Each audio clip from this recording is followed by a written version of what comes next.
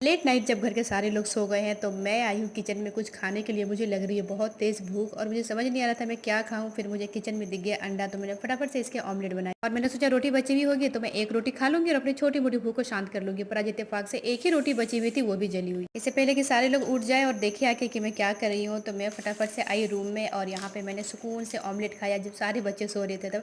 अब जब बच्चे सो रहे होते हैं तो माँ को कितना सुकून मिलता है, ये सिर्फ एक माँ ही जान सकती है।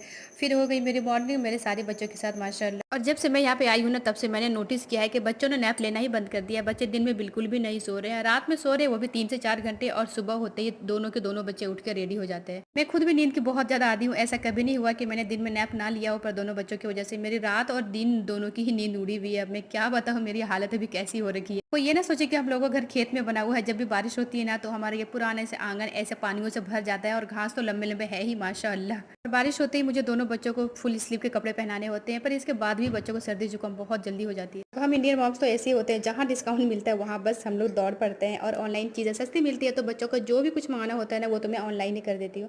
और इसमें चीज़ें अच्छी भी आती है और सस्ती भी आती है और ब्रांडेड चीज़ों में भी डिस्काउंट मिल जाता है, इसलिए मैं तो ऑनलाइन शॉपिंग ही रिकमेंड करती हूँ। शाम के वक्त जैन जा रहा है उर्दू पढ़ने के लिए, पर इस वक्त भी इसे बच्चों से चैन नहीं है। दोनों बच्चों के साथ ही एक बार खेलेगा, उसके बाद जाएगा। आजकल जैन का टाइम कुछ ऐसे ही पार होता है दोनों बच्चों के साथ। शाम के वक्त रूम का होलिया एक बार फिर से खराब हो रखा है, तो मैं चलिए इसे ठीक करने मिलती हूँ कल के